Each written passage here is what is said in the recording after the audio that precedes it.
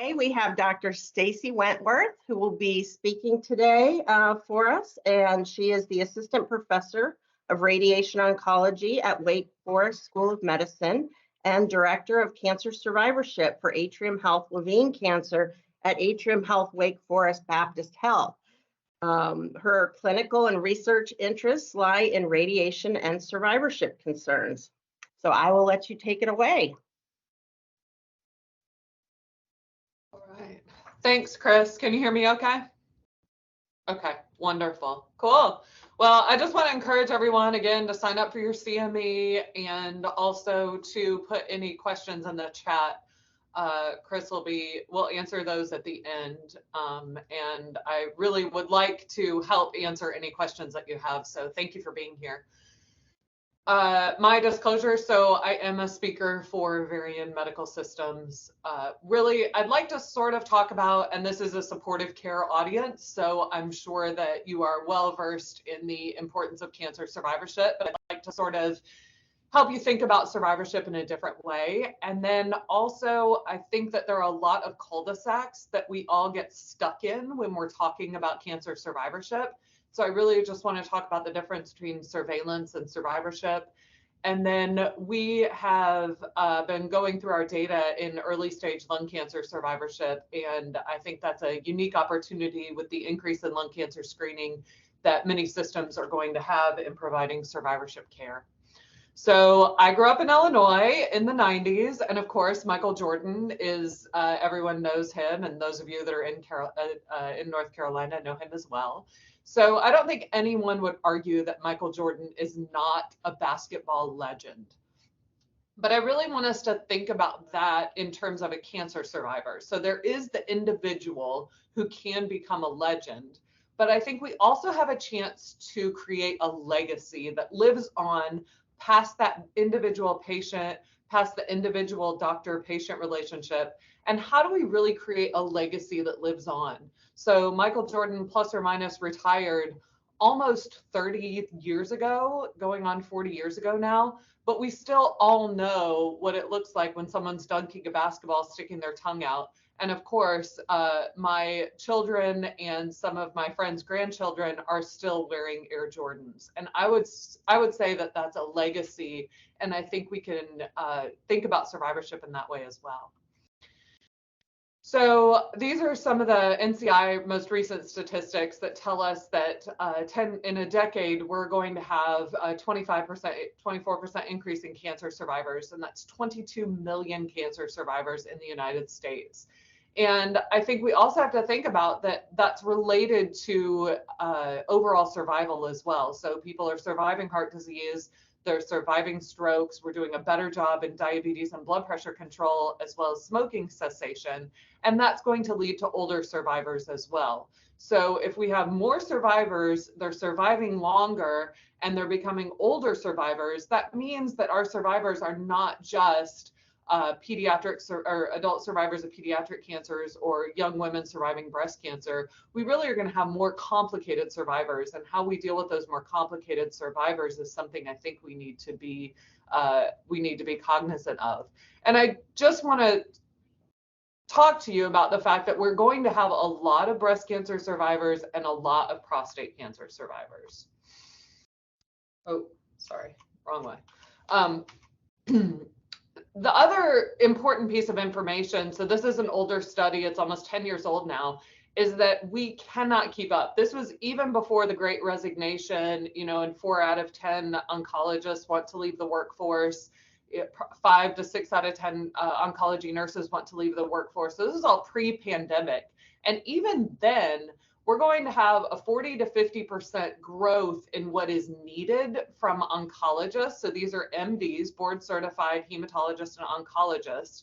And we're only having a 25% growth in oncologists. And I would say that growth in oncologists is probably actually modified as some of our baby boomer oncologists are retiring, and also as people are leaving the workforce. So we really need to think creatively about cancer survivorship, because our demand is definitely outpacing the growth of the oncology workforce. Also, we're doing so much advertising and we want to create a space for new patients. So at Wake Forest, we had a consultant come in about probably four or 5 years ago now. And really our wait times were concerning. So for new patients, for example, we were having 3 and 4 week wait times for new patients. And I think that's just way too much anxiety for a new patient. And B, that gives our patients space to go and find care elsewhere. And if we want to be the provider at Atrium Health of cancer care in the Carolinas, our patients have to have quick and easy access to the gold standard of care. This is also an interesting, so Diana Howard, who's one of our bone marrow transplant physicians, showed me this slide in this paper, and this looked at bone marrow transplant patients. And it found that a long-term follow-up or survivorship program was highly predictive of survival of bone marrow transplant patients. Survival was not impacted by the presence of an NCI designation, by dedicated beds, by accreditation, by having bone marrow transplant specialists. It was really the survivorship program that had a significant difference on overall survival in bone marrow transplant patients. So I think for our health system, why I think now is important, because we have a renewed national interest through the President's Cancer Moonshot Initiative. We also know, as I've talked about, that survivor prevalence is increasing. We're doing better screening. We're having improved therapeutics. We're living longer due to vaccines. We're doing a great job of smoking cessations. And also, 1 in 5 cancer survivors will have a second cancer. So we're already seeing patients that 20% of them will have a second cancer. So they're already our patients, and we have an obligation to not only find that cancer, but also treat that cancer. There's also more increase in emphasis on patient access. And then I think there's this very interesting survivor population that's going to continue to increase. I think we're just seeing the crest of this wave right now, is cancer as a chronic disease. So how do we start to take care of the stage 4 colon cancer patient that used to die within 2 years, but now through improved therapeutics is living 5, 6, 7, 8 years? Also, I think that there's a lot of integration going on in healthcare systems. And I think anytime there's a big change, that's also a chance for innovation. So there's this great work that's happening between community and academics. So how can we use our implementation scientist colleagues to sort of inform what best practices for survivorship are? That also means that we have decentralization of care. So before, patients would come into the doctor's office or come into the tertiary care center, get their care, and then we keep them coming back to that tertiary care community. With so much of this integration, how can we send those patients back out to get survivorship care in their communities? And then I also think there's an education piece that happens as well, as we're bringing in medical students, we're bringing in PA and nurse practitioner students. And I do think that survivorship is a health equity issue. Who is the right patient to see the right provider at the right time? And I would say that some of our patients are going to be very high utilization of survivorship. I would call them high survivors. And then some of our patients are not going to be exposed to survivorship at all. And especially as we see in that bone marrow transplant literature, if survivorship impacts survival, then that really becomes a health equity issue. Who is getting survivorship and who isn't? I think we also have to be very cognizant of limited primary care physician resources. I know there's a great push to talk to patients about transitioning back to their primary care physicians, but if you talk to primary care physicians, they aren't really sure what to do with these patients. It's not that they don't want to see them, that they're not capable of ordering the tests, but we really have to be careful in our communication, because I think what seems so easy to us can get lost in that transition and can end up with either the patient feeling like no one wants to take care of me or not getting the care that they need. So first, I just sort of like to talk about what is survivorship, and this could be a whole talk in and of its own. I sometimes talk to patients about, and I will not sing for you in this presentation, but you can imagine me singing Life is a Highway from the Cars movie. And you're going down in your little car and you're on a road and you think you know what life is, and then you get a cancer diagnosis, and that's sort of an exit to a different place than you thought you were going. To me, I envision survivorship as merging back onto that highway. And that's going to happen at different speeds. It's going to happen at a different place for every patient, but really is, okay, we've done this cancer thing out here. And now how do we sort of reintegrate back into the life? And it may be a different life or a different highway than we were on before, but it really is sort of moving back into the mainstream of community life.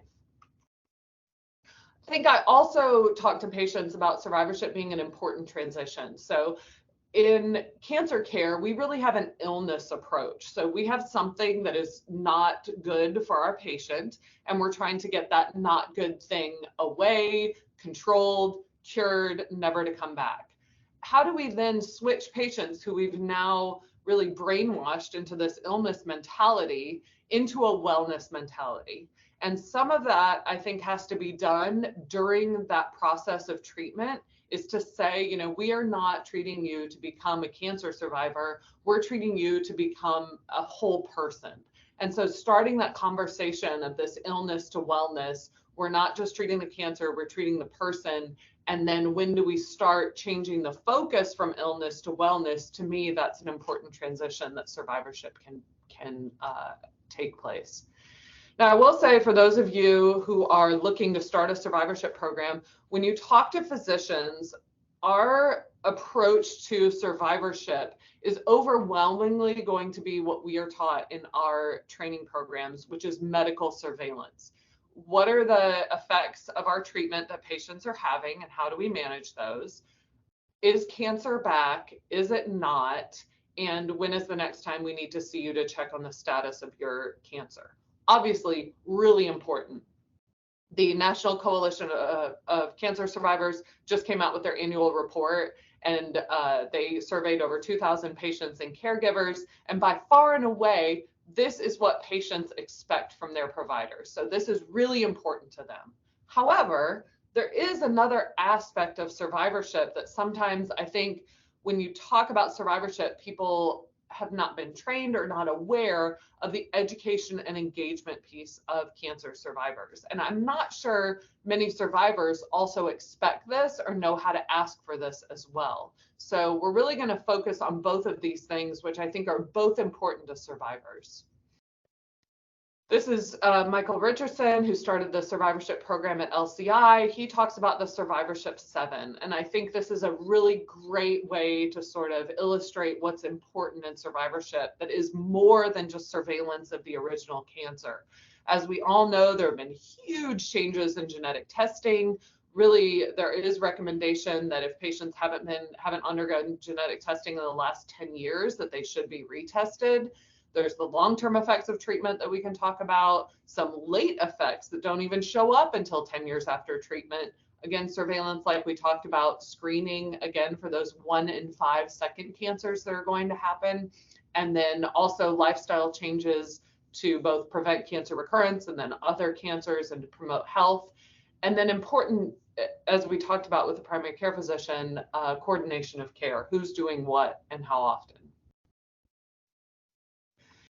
And this is a big question. So obviously we all know that the definition of survivorship can be at any point. And when a patient is diagnosed with cancer, they are a survivor from diagnosis to death. I would argue that this is an individual discussion on when to introduce survivorship and should be had with the disease teams that you're working with. To me, the best time to start talking about survivorship is in that initial conversation. Obviously, mostly what the patient wants to know is what's my cancer and how are you going to treat it? But I think waiting until the end, like is seen here, is really a jarring transition. Just like any other relationship, expectations are so important. So introducing that survivorship concept early on, I think plants that seed so that patients can think about survivorship as a part of their journey from the beginning. This is what we're going for. And again, I'm really sort of putting to the side palliative care in stage 4, but I think that that can also be part of the survivorship conversation, but is a totally different presentation. I also want to broaden the concept of survivorship care. So what we have chosen to do is really a shared care of the survivor. So, but there also is an integrated care model. So survivorship can be integrated into a clinic. There's a consultative model. So, hey, I've got this complicated survivor. I want to just get a consultation on how much of this is their regular medical stuff and how much of this is a consequence of their cancer care. And then there's the transition care model. Are there low risk survivors that can be transferred just out of the cancer center with the blessing of their oncologist and the acceptance of the patient, just to go back to their primary care physician who they feel very comfortable with and have a long-term relationship with? I think that one size does not fit all, but I do believe that we can channel patients through a single pathway to survivorship. So survivorship is going to be very different, is going to look very different for a young survivor who, might have heart complications due to a bone marrow transplant than is going to be for a patient who is cured of an early stage prostate cancer with surgery by itself. What we have decided at Atrium Health Wake Forest Baptist is every patient will have a survivorship orientation visit, which is a 1-hour visit where the patient will receive a personalized treatment summary, where it really goes over a brief synopsis. We did find out that patients don't care as much about the words and all the doses that we do. So it's a very brief synopsis of their care, talks about side effects with targeted resources, and then wellness recommendations. We've also been very cognizant of the fact that patients have a different agenda than we do. So each one of our patients, before they visit the survivorship clinic, is sent a patient-reported outcome measure. We use something called the Promise 29, and that is sent to them 2 weeks before their visit, and they're able to fill that out in their My Chart, and then that result goes to the APP who is seeing the patient for them to review and really think about how they want to direct this 1-hour visit.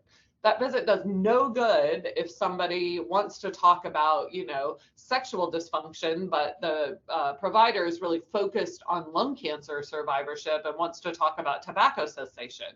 So to prevent those two from talking over each other, we really use the EPRO, which I think is important. We also wanted to coordinate better with the PCP by using the electronic medical record. And then it's really important for survivors. There isn't really a lot of best practice data for survivorship. So we wanted to have a similar doorway to offer survivorship clinical trials for our patients. This is our cancer center. I'll just go into some of the details of how we set up our survivorship clinic, and I'm happy to this is just one of the models that we're currently using. So what we did is we took our comprehensive cancer center is divided up into disease-oriented teams. So each team designated a survivorship champion who is a nurse practitioner, a PA, or a physician, and that person comes down to a separate clinic on a half or full day per week and sees their survivors in a separate clinical environment.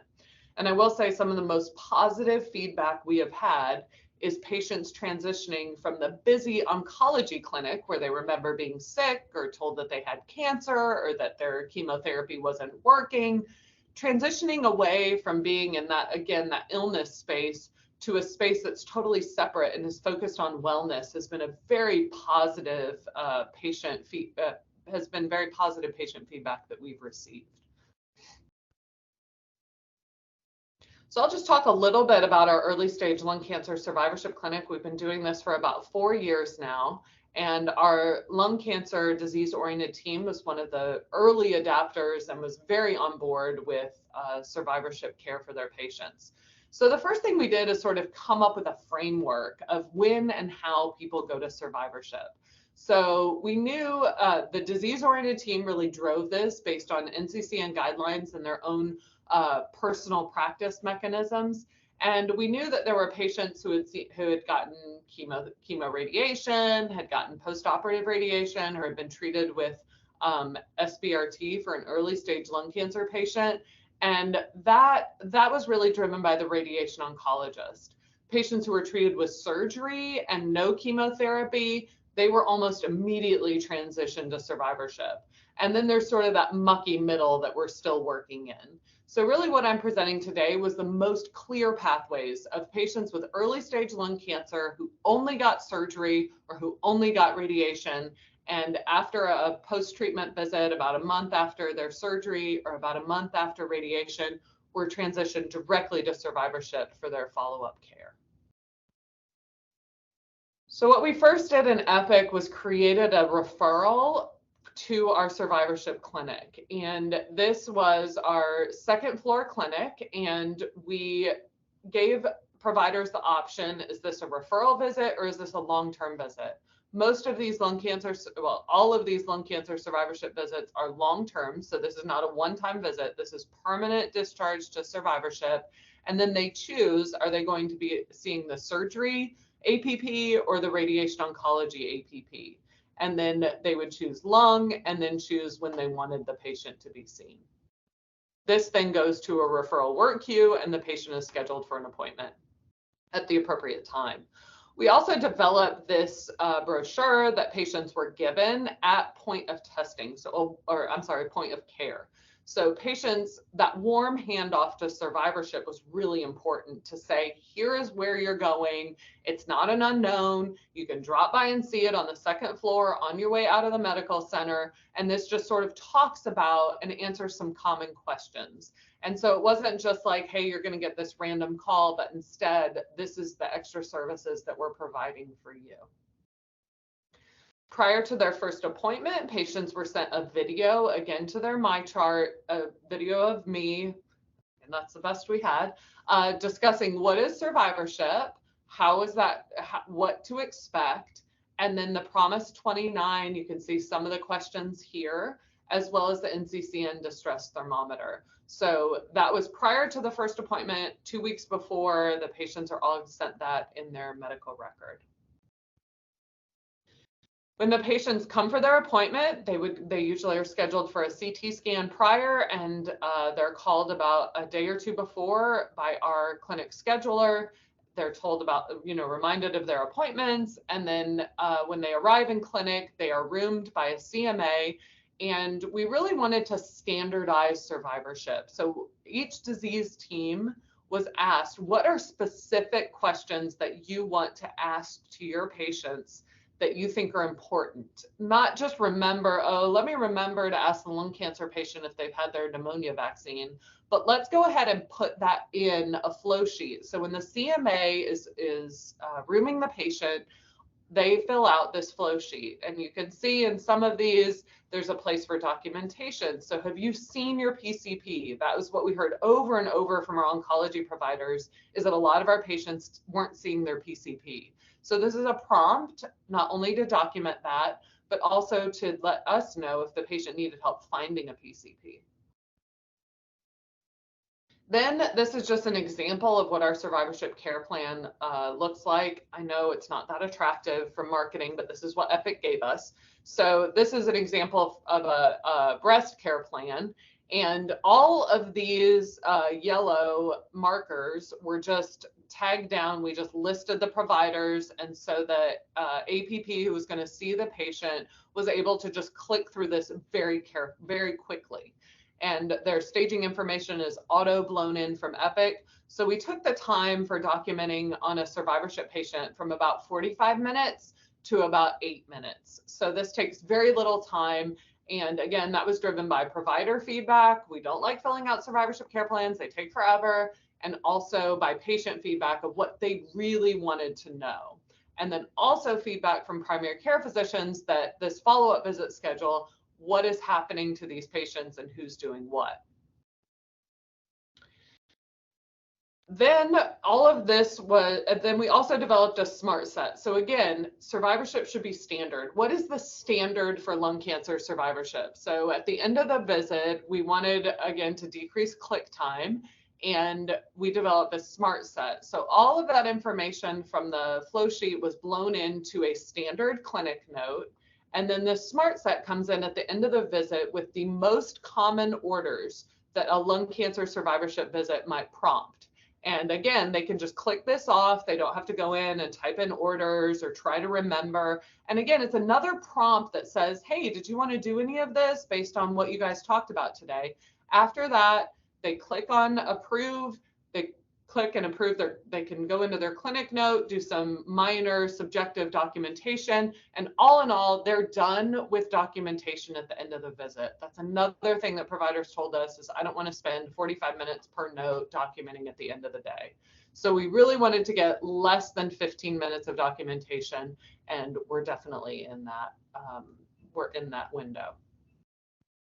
So how did this work? We've recently gone back and looked at 315 patients that have been in our early stage lung cancer survivorship clinic since 2019, mostly older patients, and pretty good distribution between male and female patients, and also with race as well.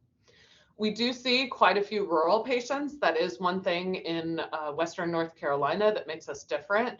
And I think I'll go over some of the changes that we saw in rural patients and how they utilize the system later.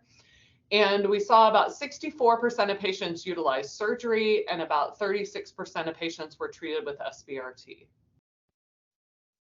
Again, all early stage lung cancer patients. So I was thinking, oh my gosh, we've got this, billion-dollar medical record. Every patient's going to fill out their patient-reported outcome. We're sending it 2 weeks early. They're going to log on to their MyChart. It's going to be great. Well, for those of you that work on the front lines, and my nurse was just laughing at me as I was like, oh my gosh, everybody's just going to use this. It's going to be so great. We actually started out with less than 10% of patients using their MyChart app. And over the course of 4 years, we've about tripled that to 35%. But the majority of our patients do not complete their patient-reported outcomes prior to their clinic appointment. And I will tell you, I have done everything from calls by volunteers to having someone elbow to elbow in clinic, helping people fill out their patient-reported outcomes via an app on the iPad.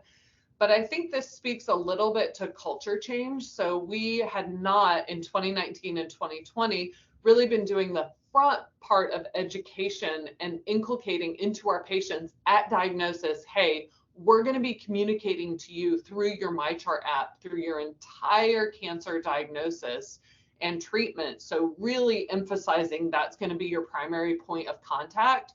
So once they got to survivorship and we were like, oh yeah, don't call us, or we're not going to be handing you paper, that was really a culture change for them. So I think through the last, I'll be interested to see what our 2023 and 2024 data is compared to previously, because I think as the navigators are doing a really great job of patient education on every patient up front, I think we're going to move that forward. But we still do have many patients, especially our younger patients, our urban patients, and our patients who are white and treated with surgery, were more likely to use MyChart. And I think this is really important when I talk to my research colleagues, even to the podcast that I listen to. I think people sometimes feel that things like, what if we give everybody an Apple Watch, or what if we can reach patients in rural areas through virtual care or through apps, that really rural patients sometimes don't have internet access, sometimes don't have app-based access, don't have smartphones, that we really have to be careful in substituting technology that people who live in research and work in urban places think that technology is going to take the place for patient education, or for what patients want to use and what they want to, how they want to communicate with their healthcare system. This is just a plot. So I thought this was so interesting. This is what our patients talked about in that Promise 29 measure. So the Promise 29 measures 7 aspects of patient-related distress: fatigue, social function, sleep disturbance, physical function, pain interference, depression, and anxiety. And you can see here, the darker the color, the more severe it is. And for these early stage lung cancer patients, there really was not a great deal of severe on any of these measures. What we did see is that there was really an impact on physical function and pain. And so that I think is important, because that isn't, I don't know if that's something that would naturally come to me. And I think that allowed our providers to sort of drive those discussions. So can we get more people in pulmonary rehab? What is that pain about? Is that just because we have an older population?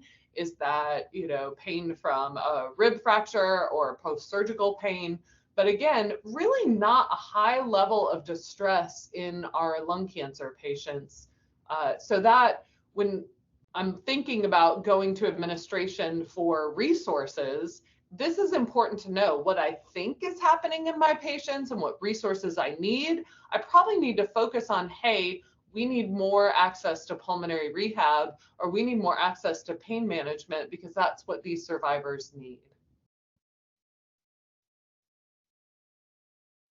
When we compared our patients to a national sample, this is from the JCO, where they looked at all early stage lung cancer patients, and we compared our patients at Wake to early stage lung cancer survivors nationally, our patients had better social function, had less fatigue, less depression, and less anxiety.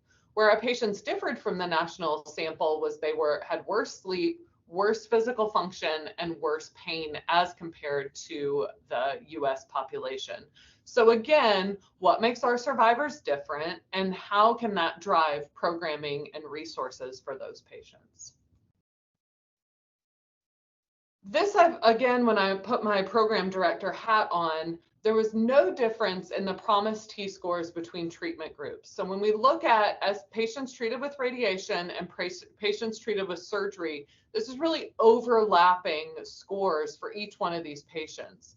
To me, this was an indication that these patients really don't have separate needs. So when we're looking at cross coverage of clinics, or how can clinics start to, can we start to consolidate clinics, I really do feel like early stage lung cancer survivors, regardless of treatment modality, can be cared for by the same provider. And we're looking at this through disease sites to see, is there some overlap? Say, for example, somebody has to go out on FMLA, or we have a provider leave. How can we start building some resilience in the survivorship system that preserves the knowledge that is specific to that patient's diagnosis, but also can start grouping some patients together? Because I do think there is some data that patients, as they commingle with each other, also that provides some benefit to patients as well, knowing that they're not alone. As far as patient feedback, 75, we sent a survey after their visit. Patients found their appointments extremely helpful. So 75% found it extremely helpful, greater than 95% found it very helpful. And interestingly, patients really did find the treatment summary extremely helpful. And I want to pause for a second and really emphasize that, because I do believe I strongly, strongly believe that survivorship is people over paper. So the treatment summary is a paper, but we also paired that again with that 1-hour survivorship orientation visit, where a provider was going through the treatment summary with the patient and saying, this specifically applies to the symptoms or the difficulties that you're having. And that's reflected in these 90% numbers, where patients went away from their lung cancer survivorship orientation visit better able to understand and cope with the treatment and side effects that they've had. And that really is that empowerment piece to patients. Sometimes we can't take away side effects. Sometimes that's going to be a long-term effect that's going to be life-changing and lifelong. But if patients can better understand what their treatment was, why it was given to them, and what their side effects were, and how to manage those, then I think that education piece really can be an important part of survivorship. And clearly patients agree. So I took a look then at, so we've got these 300 patients. Where are we referring these patients? And this was kind of disappointing to me. And I think this is an area for improved access and improved programming. So these are all lung cancer patients. Out of 300 patients, we sent less than 1% to pulmonary rehab, despite all of those indicators saying that they had worse physical function and pain. And I really think that that may be an access issue, where how many of our patients are willing and able to come back to our main campus where pulmonary rehab is delivered. You know, go through the parking, go through, you guys all know that for your cancer centers. So how can we start partnering and pairing with other clinics that provide similar services? I will also say that a lot of our patients, and we're digging into how many of our patients were smokers, but out of over 300 lung cancer survivors in the tobacco region of North Carolina, only 12 patients were referred for tobacco cessation. So how can we better approach patients about that? Is it having the tobacco cessation person actually physically present in clinic to do a warm handoff with that patient? Again, patients are reporting a lot, but clearly now that we know what our patients are driving or are asking for, how do we drive that into referrals where providers and patients are getting paired up with the resources to address those things that they're telling us they're distressed about? I will say this is from our breast cancer clinic, where we did have an 8 out of all of our breast cancer patients that we're seeing. We did ask, is there a change in family history, which for lung cancer, as far as we know right now, is not as important. But in breast cancer, we had 8 patients who had a change in family history, which prompted, through more discussion with the provider, 6 genetic counseling referrals. And then also in our breast cancer patients, there were 9 patients who did not have an upcoming PCP visit. We went through all of that, and it turned out that 4 of them needed PCP referrals. So I really feel like that, again, is that kernel of whole care, of wellness care, and something that's really important for us to be asking to our patients. I spoke about how we really wanted research partnerships. So a lot of survivors will say, well, you know, my doctor just told me not to worry about this, or my doctor told me not to worry about that. And I think that this is a really important part of being a research institution, is to offer survivorship trials. And these are some of the survivorship trials that we have. And having patients, again, go through a survivorship clinic allows our research colleagues to answer those questions faster, and also to get feedback from us on the ground of what's working, why patients don't want to go on this trial, or why that trial accrued so fast, rather than all the survivors sort of not going through a similar process and not being able to funnel in. When I took over in 2019 and started to build this program, that was a conversation that my researchers said, is we have a hard time finding survivors, and just doing one-off survivors in different clinics was really difficult. But having the centralized survivorship clinic, they knew there was a patient list that they could pull from, and then there were patient populations that they could really target based on when they were being seen in clinic. We also do a lot of education and outreach. So I think everybody knows what cancer is, but I'm not sure that there's a lot of patient education about survivorship. So we supported Amy Hensley, who got her Doctor of Nurse Practitioner degree in 2020. We've also partnered with the National Coalition for Cancer Survivorship. We're working on some health coaching, and again, just getting the word out there about survivorship and educating patients, educating providers on survivorship is important, and it's something that patients need to be asking their providers about as well. So how do I become Michael Jordan is, I'm sure, the question on everybody's minds. And I think, first of all, survivorship can seem like a very daunting task. And if you think, how can I get survivorship care to every single survivor? It's going to be overwhelming, and you're going to be done before you start. Find those easy entry points, or what they call the low-hanging fruit. Identify the clinical champions. Who has a problem that you can solve? In our clinic, it was our cardiothoracic surgeon who was absolutely overwhelmed with survivors that he had operated on who had these low risk early stage lung cancers that needed routine follow-up. So he was all on board with finding a place to put these survivors and was really helpful in getting us off the ground. Then determine what best fit model. I didn't talk about it in this presentation, but we also have a nurse-based education survivorship visit. So for some of our patients that are being seen in offsite locations or in some of our partner institutions, their oncologist, there isn't a survivorship clinic. There's not a survivorship APP. The patients are just being seen in combination with their oncologist and the APP who supports the oncologist.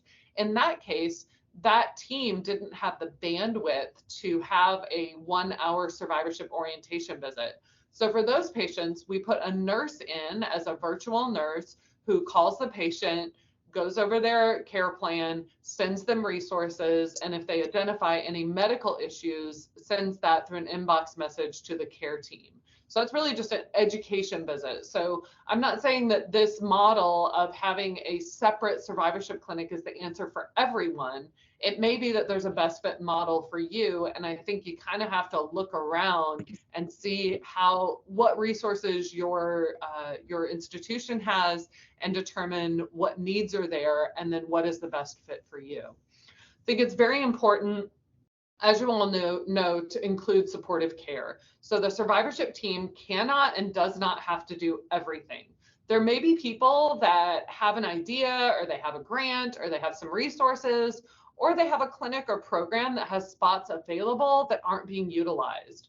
Include supportive care. Find your social worker, find your integrative team, find your navigators, find your palliative care team, find out who has resources that are underutilized and how those can best support your cancer program. I found there was a lymphedema therapist that was off-site who was seeing orthopedic patients, and this was a certified lymphedema therapist, and it was just because they weren't getting any referrals. So we brought that person into our survivorship program and said, hey, come on in, do a talk, introduce yourself. And in that way, we were able to sort of bolster both of those programs. And then also enlist community resources. Our patients come from the community. No one lives in a cancer center. So there may be community resources that are already doing programming that you can partner with. We partner with a organization called Cancer Services.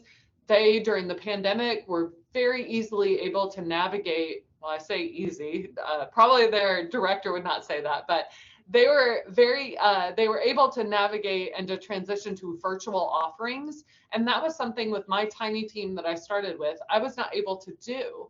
So that was a really great thing that I could say, okay, they're doing that well. I've vetted them. I've known them for years. I don't have to take my tiny team and develop a survivorship program for educating patients in the community. So again, use the community resources. Survivorship is usually not accompanied by a huge budget. So finding people that are already doing things well can really be helpful. And I also encourage you to leverage technology. So meet with your teams and create referral guidelines. So everybody's clear who is a candidate for surgery and when they're going to be referred. Also, consider automating documentation. What is standard survivorship care and what needs to be typed out and what can be a drop down, what can be documented before the provider enters the room. Also think about patient-reported outcomes. Let the patient drive the decision. We have some data that the Promise 29 is much better than the distress thermometer. The distress thermometer is a very blunt tool, which is good for initial triage. But in things like anxiety and depression, the distress thermometer can totally miss those very important patient concerns. And also just pilot something. I have found that if you walk into a room and you say, hey, let's do a pilot, everybody is much more willing to sign on to a pilot than we're going to change your whole life and how you've taken care of patients for the rest of eternity. So just say, hey, let's pilot this in this very specific population who wants to help and who wants to sign on. We're going to do this for 6 months.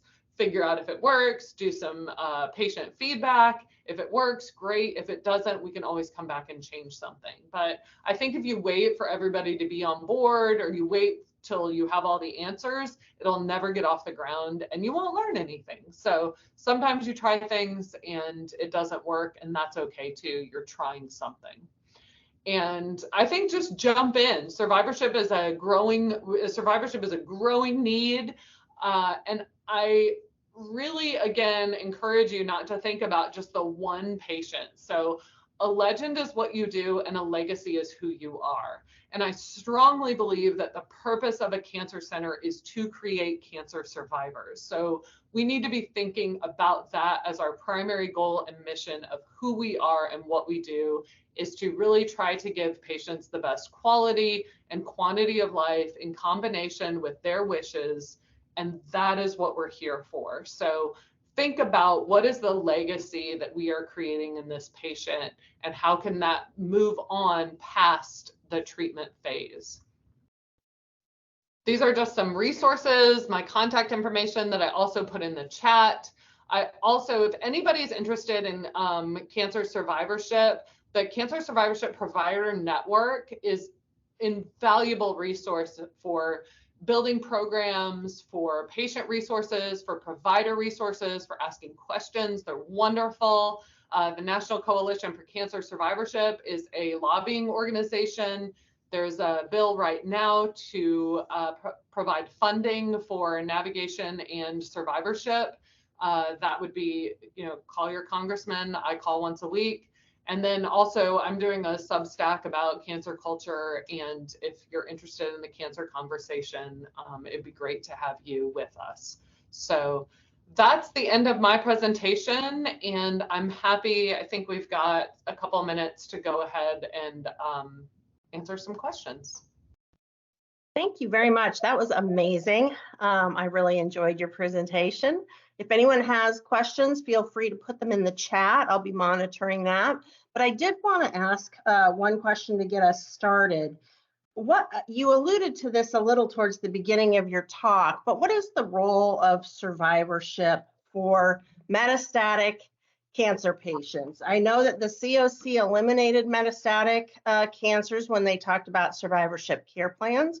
But yes, for instance, I had a patient with breast cancer who has been alive with metastatic breast cancer for 15 years, and she's a young woman, so she definitely would have benefited. Yeah, that's important. I thought you were going to ask me about the role of navigators in survivorship, Chris. I was like, already, we can go to that. That's my second question. I know you so well. Yes, so I think as patients are surviving longer, the lens of most providers, and it's always dangerous to make generalizations, but from the way we are trained to think as doctors, we see patients as, what tools do I have to help treat this cancer? And that, I think, negates the patient experience. And that is where I think early survivorship is important for every patient.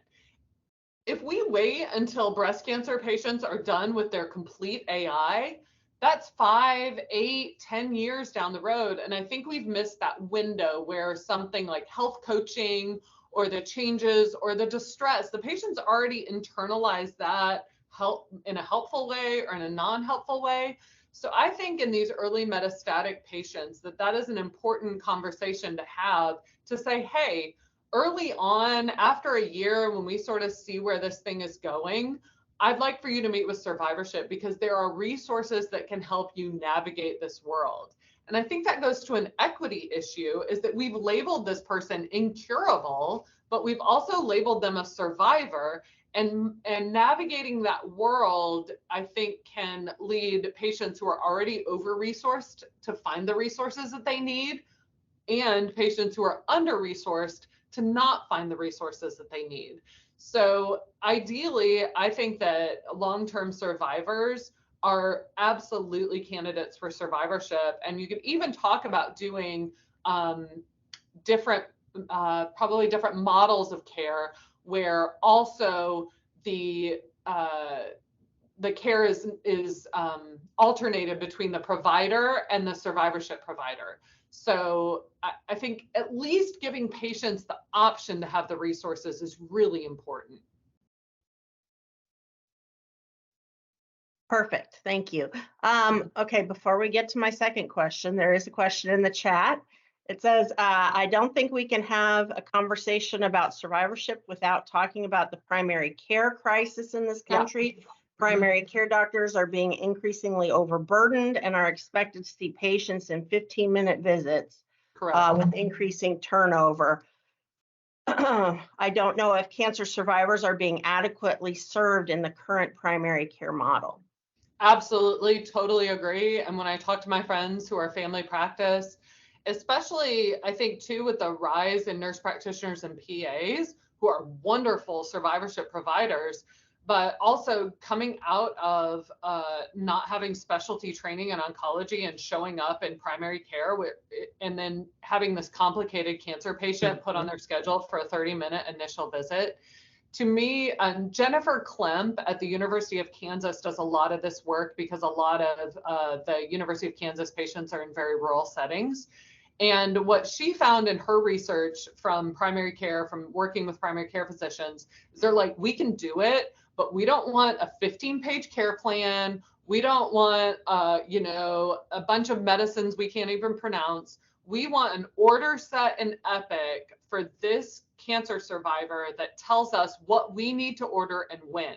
So if you can just pin that on the patient's chest when they come back to us and tell us what to do and when to do it, and then give us a contact person that speaks our language, so like an onco primary care person, if we have questions, that's all we need and we can do it. So I think that I think we kind of have to take off our specialty hats and go to the primary care physicians. And at least Jennifer's data says that that's what we should be doing, is saying, here's what we want. You can order these tests, the patients can have them in their community, and then call us if you need us. Yeah, that's a very, very important point. Thank you, Tessa. Okay, let's get to my second question. Do you think there's a role for navigation in survivorship clinics? And can you describe that a little bit? Where would you ever have that question, Chris? Yes. So there are different roles, and I think like survivorship, navigation is something that people ascribe all these different characteristics to, and it can look very different in one system to another system. In my perfect model, and we can discuss this, Chris, and we have a little bit, so background, Chris and I have been on some meetings together, but to me, navigation in the systems that I have worked in, navigation is picking the patient up at diagnosis and getting them through treatment. Survivorship to me is the discharge of navigation, so the navigator can go back and pick up the next newly diagnosed patient. So I think that survivorship provides a really good boundary, which typically great navigators have poor boundaries, which is why we love them so much, because they do so much for our patients. So when to stop following those patients can end up with a navigator in just a year following like 1,000 patients. And when is that navigator done? And obviously there are, exceptions to every rule. But to me, that really is a great time for the navigator to say, I'm discharging you to survivorship. This is your team. They're going to help you in this next phase. I'm always here if you have questions, but really this team has the best resources for you. And it's been great knowing you and your family, and you're going to be really well taken care of, and really to upsell and also to set that expectation through that treatment journey with the patients and the family to say, hey, this is the best case scenario if we're going to get you, is that, you're not going to see me anymore, but I'm here if you need me. And I think that's where that navigation piece can really end. I don't know how you feel about that, Chris. I'd be interested in your thoughts. What do you think? Or anybody, I agree. Cancer care the treatment aspects are so complex that it really takes up a lot of our time for our navigators, and they really need to be able to focus on, when people are getting their treatment, make sure that they're managing symptoms, side effects, so that they're able to get all their treatment in a timely manner. But I wonder if if you think there's a place for perhaps a survivorship navigator. So that Yes. when the treatment navigator might hand off, then they might hand off to someone on the survivorship end who can help answer questions and, guide those patients after treatment. Yes, absolutely. And I think that that's the triage of survivorship is, and I mean, we have to be honest, not all of our survivors are going to have the resources or the means or the time or the desires. Some patients just want to be done with it, and that they are not going to need as many survivorship resources as others. I think they should all be exposed, but I think that survivorship navigator can be like the traffic cop of where does this need to go? You know, you go here, you go here. Yeah, you need a provider visit. You're okay in community. And to also have an awareness. Sometimes I find it overwhelming to keep track of all the resources that are available to our patients. And a patient will come up to me and be like, hey, did you know this thing is happening that gives free vacations to survivors? You know, and I'm like, no, I had no idea, but that sounds great. You know, how do I think try anytime you're saying a nurse should remember or a doctor should remember, you're already losing, because I can't even remember where I parked my car before this conversation. So how can we start utilizing a database of survivorship resources or a navigator that can keep track of survivorship resources so that those patients can start to come in and have that centralized resource library, and then that person that can have a conversation with them and be like, what is it that you're actually trying to do? Okay, you've talked to your doctor about your neuropathy, the gabapentin isn't working for you, you'd like to talk to an acupuncture provider about doing acupuncture for that. Let's talk about what's available in your community. So I think that can really be helpful in navigating, in translating what the patients say. And I think that as doctors, sometimes if we don't have like a pill, a procedure, or like a program, we're gonna be like, yeah, there's nothing you can do. Like, all I can do is give you this. Whereas, because you just can't keep everything in your brain. So I think widening the people, and I think that navigator, that survivorship navigator or program manager or whatever it is, can also be the person that can be the first call for the primary care physician.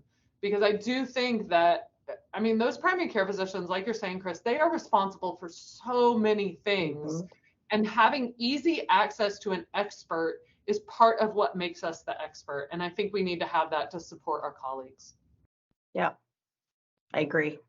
We had our Navigator Academy yesterday. So Susan's saying that Dr. Green was talking about the COC language and indicated that while the language sounds like survivorship should only be for those treated curatively, in reality should be for all, even those living with chronic disease. So he wants to get that language updated, which I would agree. So. Yeah, I think that those are some of the most distressed patients. I don't ever give a talk about survivorship where I don't have someone who's either a survivor of a pediatric cancer or a teen cancer who's 30 years out and talks about the heart failure that they have or the secondary cancers that they have. Or I talk to someone who's metastatic and says, who does survivorship for me? Like, I have all this anxiety and I don't fit anywhere and I'm not cured, but I'm not dead. So people don't know what to do with me. And I think that that is an unmet need that survivorship is perfect to address. Yeah, I agree. Cool. Any other questions we can answer? All right, well, let's wrap it up. Thank you very much. I really appreciated it and I enjoyed that talk. I thought it was very, very informative.